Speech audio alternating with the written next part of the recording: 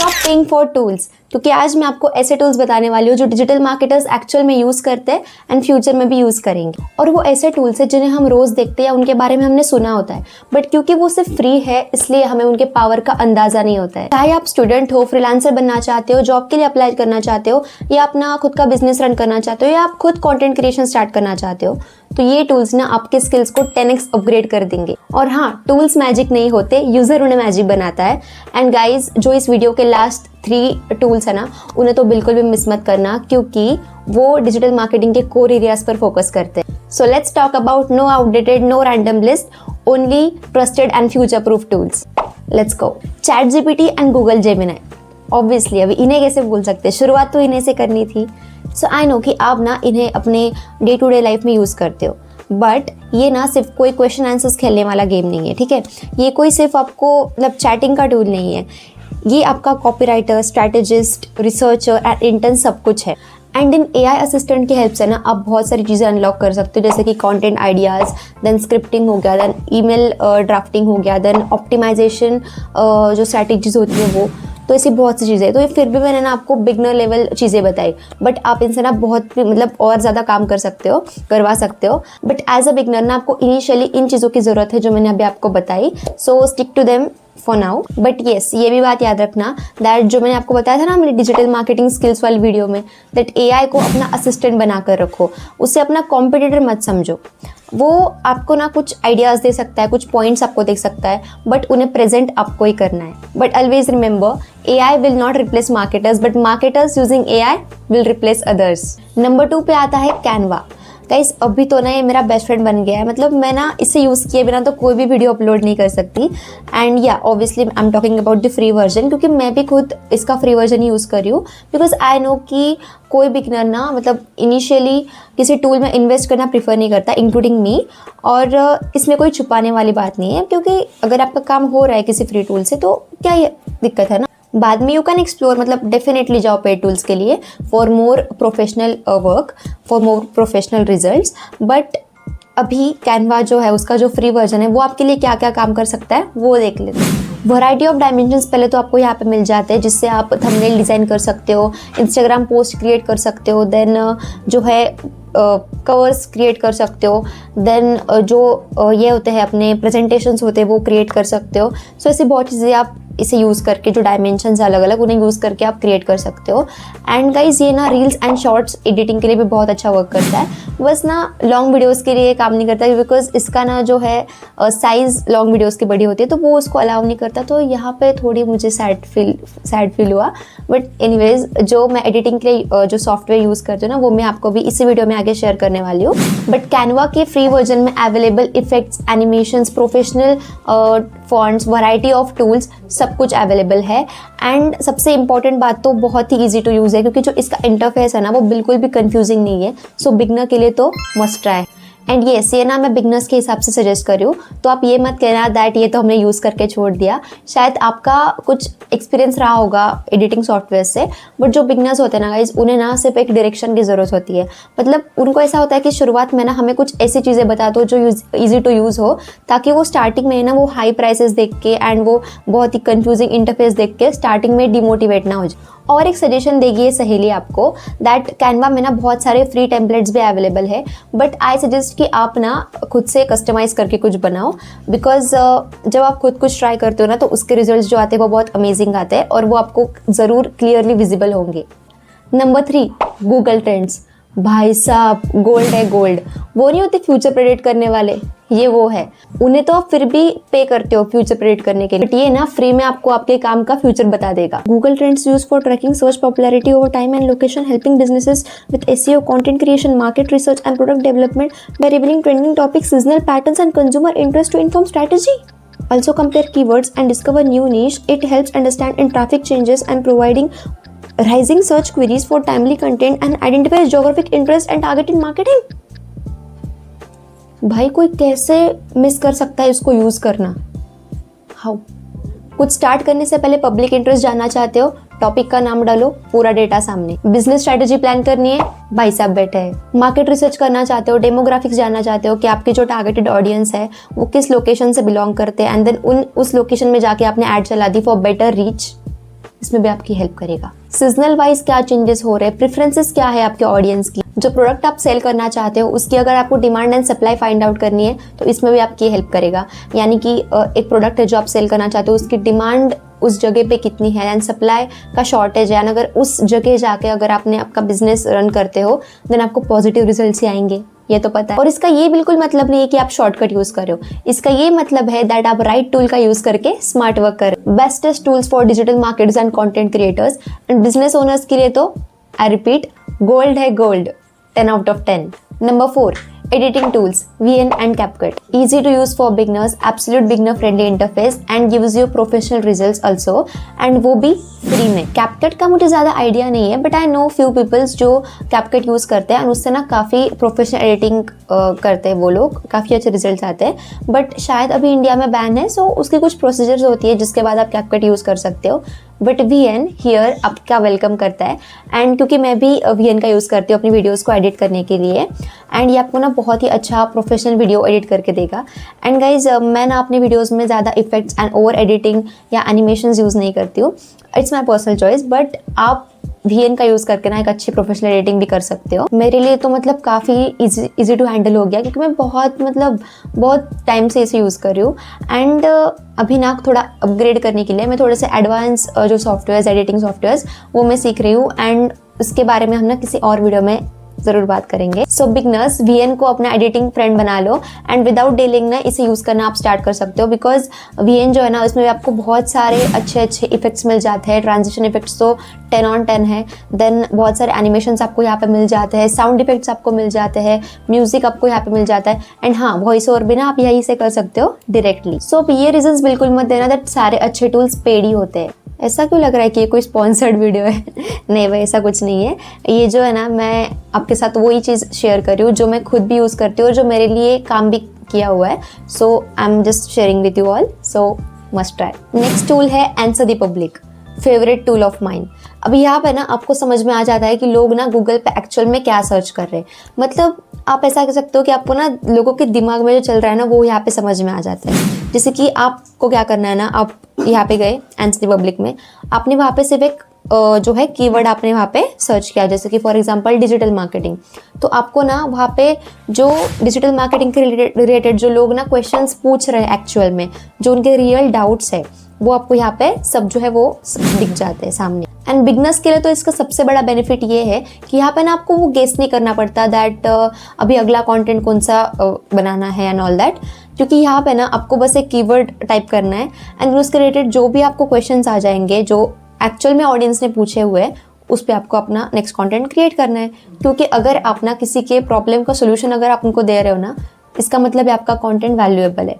जैसे कि for example आपने ना कोई वर्ड सर्च किया जैसे कि फ्रीलांसिंग, ठीक है।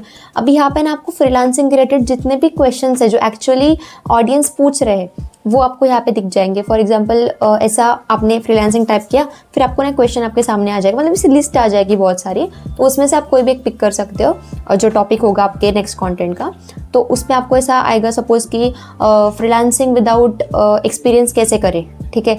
तो हाँ, ये एक्चुअल क्वेश्चंस होते हैं जो ऑडियंस है ना वो पूछते हैं। तो बस एक क्लिक किया और आपको आपके नेक्स्ट कंटेंट का आइडिया मिल गया। ये एसईओ के लिए, कंटेंट प्लानिंग के लिए और इवन एआई प्रॉम्प्ट्स बनाने के लिए भी ना सुपर हेल्पफुल है। मैं भी इसे यूज कर रही हूँ एंड या I am trying to implement this in my content and बस कुछ एरियाज है जिनमें और बेटर करना है, बट धीरे धीरे वो भी हो जाए। अगर यहाँ तक आपने वीडियो देखा हो तो वीडियो को लाइक कर देना एंड जो इस वीडियो के जो लास्ट 3 टूल्स है ना वो डिजिटल मार्केटिंग के कोर एरियाज पे फोकस करते हैं। सो ये आपके लिए रिवॉर्ड है वीडियो यहाँ तक देखने के लिए। So in simple words answer the public आपको आपके ऑडियंस के दिमाग के अंदर ले जाता है and that is what we need, है ना। Number 6, Google keyword planner.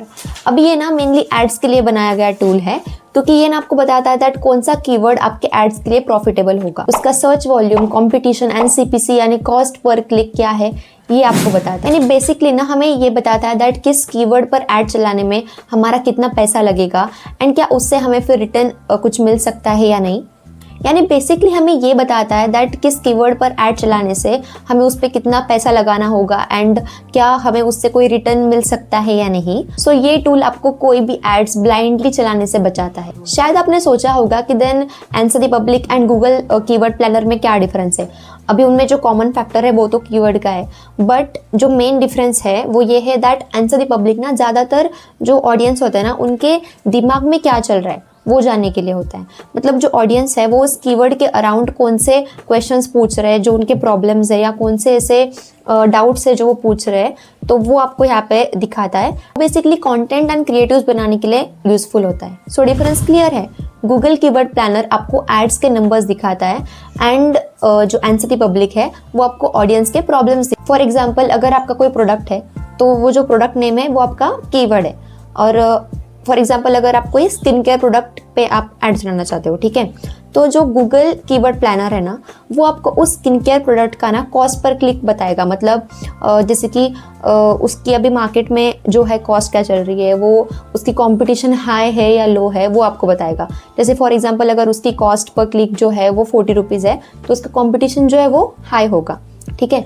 And जो आंसर द पब्लिक है ना वो आपको बताएगा जो आपका कीवर्ड है स्किन केयर, ठीक है, तो स्किन केयर के अराउंड जो ये वर्ड है उसके अराउंड लोग क्या क्वेश्चंस पूछ रहे हैं उसके जो है उसका डेटा आपके साथ वो शेयर करेगा। मतलब फॉर एग्जांपल अगर ऑडियंस जो है वो अगर पूछ रही है स्किन केयर के बारे में, जैसे कि skin care for oily skin या फिर routine for beginners, okay, skin care routine for beginners, तो ये जो चीज़ें होती है जो क्वेश्चंस है वो ऑडियंस जो है वो एक्चुअल में पूछ रही है, ठीक है। तो ये दोनों का क्लियर डिफरेंस। सो पहले आप आंसर द पब्लिक से लोगों का पेन समझो and then Google keyword planner से ना आप डिसाइड करो कि आपको किस कीवर्ड पर ऐड चलानी है, यानी किस कीवर्ड पर ऐड चलाना आपके लिए सही होगा। अब एड्स की बात चल रही हो और मेटा एड्स लाइब्रेरी का नाम ना आए, ऐसा तो कभी हो ही नहीं सकता। So our next tool is Meta ads library. So guys ये ना एक फ्री ट्रांसपेरेंसी टूल है जो आपको अपने कॉम्पिटिटर के जो एड्स है उनको एनालाइज करके अपनी एड्स को कैसे आप बेटर कर सकते हो इसके लिए हेल्प करता है। टूल की हेल्प से आप कॉम्पिटिटर्स के रनिंग एड्स, उनके प्लेसमेंट्स, उनके क्रिएटिव्स जैसे कि इमेजेस देन वीडियो कॉपीज, ये सब कुछ देख सकते हो। इससे ना आपको एक आइडिया मिल जाता है दैट मार्केट में अभी क्या वर्क कर रहा है या क्या नहीं। एंड इस टूल से ना आपको ना जो क्रिएटिव्स होते हैं ना उनके इंस्पिरेशन मिलते हैं। देन मार्केट रिसर्च आप इससे कर सकते हो। देन जो आपकी स्ट्रैटेजी है, आपको स्ट्रैटेजी प्रिपेयर करने में भी ये हेल्प कर सकता है, या फिर जो स्ट्रैटेजी आपने ऑलरेडी प्रिपेयर कर दी है तो उसको भी ना आप इसके हेल्प से वैलिडेट कर सकते हो कि ये स्ट्रैटेजी है, एंड उसको कंपेयर करके फिर आप ये जान सकते हो कि ये इस मार्केट में वर्क करेगा या नहीं। आपके प्रोडक्ट जैसे जो सिमिलर एड्स है ना उनको आप एनालाइज करके उनसे भी अच्छा मतलब बेटर परफॉर्मिंग एड्स आप प्रिपेयर कर सकते हो। और ये बिगनर्स के लिए इसलिए ज़्यादा हेल्पफुल है ना क्योंकि आप यहाँ पे ना बिना पैसे स्पेंड किए हुए एक रियल ब्रांड के एड से सीख सकते। फॉर एग्जांपल अगर आप कोई स्किन केयर ब्रांड के एड्स के बारे में वहाँ पे सर्च करते हो तो वहाँ पे ना आपको एक पूरा डेटा मिल जाता है जहाँ पे आपको ये पता चल जाता है दैट अभी मार्केट में कौन से क्रिएटिव्स चल रहे हैं, देन कौन सी लैंग्वेज ज़्यादा चल रही है, एंड देन ये सब चीज़ें आप एनालाइज करके अपना जो एड है वो इससे ज़्यादा और बेटर वे में आप क्रिएट कर सकते हो। शॉर्ट में अगर आपको मैं बताऊँ तो मेटा एड्स लाइब्रेरी आपको किसी एड को ऑब्जर्व देन लर्न एंड फिर इम्प्रूव कर उस एड को बेटर वे में प्लान करके रन करना सिखाता है, बिल्कुल प्रैक्टिकल वे में। So here our next important tool is GA4 यानी गूगल एनालिटिक्स 4। अभी एनालिटिक्स के बारे में ना हमने हमारी जो प्रीवियस वीडियोस है जितनी भी उसमें हमने बहुत सारा डिस्कशन कर रखा है ऑलरेडी, तो आप समझ सकते हो कि कितना ज़्यादा इंपॉर्टेंट होता है। सो गूगल एनालिटिक्स 4 इसका मेजर रोल क्या होता है ना वो मैं अभी आपको बताऊँगी।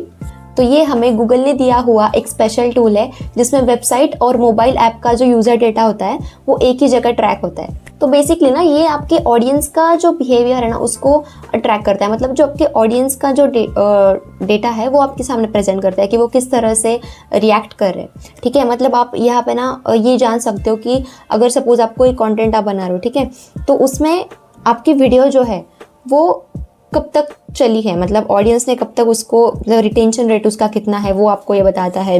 देन कितने क्लिक्स आए हैं, मतलब जो हम बोलते हैं CTR जो होता है क्लिक थ्रू रेट, तो उसके बारे में ये सब कुछ बताता है। तो ये सारी चीज़ें होती हैं ना, जो डेटा होता है जो आपके लिए जानना ज़रूरी है वो आपको गूगल एनालिटिक्स 4 से समझ में आ जाता है। यूज़र आपके वेबसाइट या एड्स पर कौन से डिवाइस से आए, कौन सा पेज उन्होंने देखा, कहाँ पे वो उन्होंने ड्रॉप किया या कहाँ पे वो कन्वर्ट हुए, सब कुछ इसके पास रिकॉर्ड होता है। तो बेसिकली GA4 आपको ये बताता है कि लोग क्या कर रहे हैं, कैसे कर रहे हैं और क्यों कर रहे हैं, और आप कैसे अपनी वेबसाइट्स या एड्स एंड कन्वर्जन्स को और बेटर बना सकते हैं। So our next free tool is Google search console. अभी ये आपको बताता है कि गूगल आपके वेबसाइट को किस तरह से देख रहा है। इससे ना आप अपने इम्प्रेशंस, क्लिक्स, CTR और अपने पोजीशनिंग को ट्रैक कर सकते हो। सपोज कभी आपके वेबसाइट पे कभी कुछ एरर इश्यूज आ जाए, सिक्योरिटी प्रॉब्लम्स आ जाए या फिर कभी कोई पेनल्टीज आ जाए, तो GSC आपको सबसे पहले डायरेक्टली अलर्ट दे देता है। ये टूल आपको बताता है कि यूजर जो है वो कौन से कीवर्ड से सबसे ज्यादा आपके वेबसाइट पे आ रहे हैं, ताकि आप अपनी वेबसाइट को और ज्यादा बेटर वे में ऑप्टिमाइज कर सकते हैं। फॉर एग्जाम्पल, अगर आपके ब्लॉग में कोई कीवर्ड है, for example digital marketing for beginners, और उस पे ना इंप्रेशंस तो मतलब आ रहे हैं बट क्लिक रेट कम है, तो GSC आपके टाइटल और डिस्क्रिप्शंस को इम्प्रूव करके, यानी उसमें जो कीवर्ड्स यूज किए हुए हैं ना, जिसकी वजह से इंप्रेशंस तो आ रहे हैं बट क्लिक नहीं आ रहे, तो उनको वो इम्प्रूव करके उस पर ट्रैफिक बढ़ा सकता है। The difference between GSC and GA4 is that कि GSC जो है ना, गूगल सर्च कंसोल, वो आपको बताता है कि जो लोग हैं, जो ऑडियंस है आपकी, वो कहाँ से आपकी वेबसाइट, मतलब कहाँ से आ रही है आपके वेबसाइट तक, ठीक है।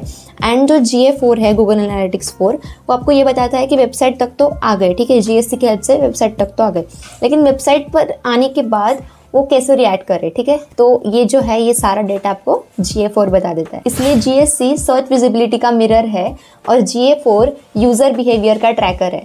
Now our last but not the least tool is Notion. So Notion ये एक डिजिटल वर्कस्पेस है जहाँ पर आप अपने नोट्स, टास्क, प्रोजेक्ट्स, प्लानिंग सब कुछ एक जगह पे कर सकते हैं। और यही नहीं, आप यहाँ पे ना अपने नोट्स एंड डॉक्यूमेंट्स को क्लीन फोल्डर्स में विथ लिंक्स ऑर्गेनाइज कर सकते हो। एंड कंटेंट क्रिएटर्स के लिए तो ना नोशन सबसे बेस्ट टूल होगा, बिकॉज यहाँ पे ना आप अपने video ideas, then blog planning सब कुछ कर सकते हो।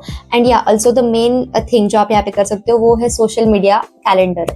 अभी सोशल मीडिया कैलेंडर क्या है ना, वो मतलब उसे आप कंटेंट कैलेंडर भी कह सकते हो। तो उसके बारे में ना एक अलग से वीडियो यहाँ पे आने वाली है, बट मैं आपको यहाँ पे ना एक छोटा सा बता देती हूँ कि what is mean by content calendar. भी कंटेंट कैलेंडर ये होता है ना कि आपके जो कंटेंट्स है, ठीक है, जो आप आगे अपलोड करने वाले हो, उनका ना एक प्रॉपर टाइम टेबल, मतलब प्रॉपर एक शेड्यूल के साथ वहाँ पे आपका सब कुछ रिकॉर्ड होता है। मतलब वहाँ पे ना आप अपने जो आने वाले कुछ अपलोड्स है, जो कंटिन्यू अपलोड्स है, जैसे for example 30-day content calendar, मतलब आप इस आने वाले 30 दिनों में जो जो कंटेंट आप अपलोड करने वाले हो, उसके ना आप पहले से ही उसमें एक टाइम टेबल आपका ऑलरेडी क्रिएटेड होता है। मतलब वहाँ पे ना ऐसा होता है कि आपके जो टाइटल्स होते हैं, डिस्क्रिप्शंस होते हैं, थंबनेल्स होते हैं, देन जो जो आप स्ट्रैटेजीज यूज करने वाले हो अपने कंटेंट को अपलोड करने से पहले, मतलब कंटेंट के लिए उसको ऑप्टिमाइज करने के लिए, तो ये सारी चीजें ना वहाँ पे रिकॉर्ड होती है, ताकि फिर आपको ना शेड्यूलिंग के टाइम कोई दिक्कत ना हो। ऑल्सो नोशन ना विदाउट एनी कोडिंग के जो है simple websites and portfolio and blogs create करने में भी हेल्प कर सकते। मतलब सोचो एक बार, कितना ज्यादा इजी हो जाएगा कि आपको कुछ ज्यादा कंफ्यूजन नहीं होगा, कुछ ज्यादा ढूंढने की जरूरत नहीं पड़ेगी। आपने सिर्फ मतलब आप गए नोशन पे एंड आपको पूरा जो सारा जो डेटा है, जो रिकॉर्ड है, वो आपको एक ही जगह पे मिल जाता है। सो बाकी की जो वर्किंग है वो बहुत ज़्यादा इजी हो जाती है। और इसीलिए ना मैंने इसको ना एक लास्ट एक टूल की तरह यहाँ पे रखा आपके सामने, बिकॉज मैं खुद भी इसे यूज़ करती हूँ। क्योंकि आप ना हर बार ऐसा कुछ ढूंढते बैठोगे यार, फिर उसमें पूरा आपका टाइम वेस्ट हो जाएगा, तो ये आप नहीं चाहोगे। तो इसलिए आपका रिकॉर्ड मेंटेन होना बहुत ज़रूरी है एंड नोशन आपको इसमें हेल्प करेगा। सो सिंपल वर्ड्स में अगर बताऊँ तो नोशन आपकी एक digital notebook, planner and project manager है। So that's for the video guys. आप कमेंट्स में बताना कि आपको वीडियो कैसी लगी। एंड ये थे हमारे कुछ फ्री टूल्स जिसके बारे में हमने अभी यहाँ पे बात की। और आगे भी ना इससे भी ज़्यादा एडवांस टूल्स के बारे में हम आगे जो वीडियोज़ आएगी उनमें हम बात करने वाले हैं। So stay tuned for that. So ya, thanks for watching. Radhe Radhe.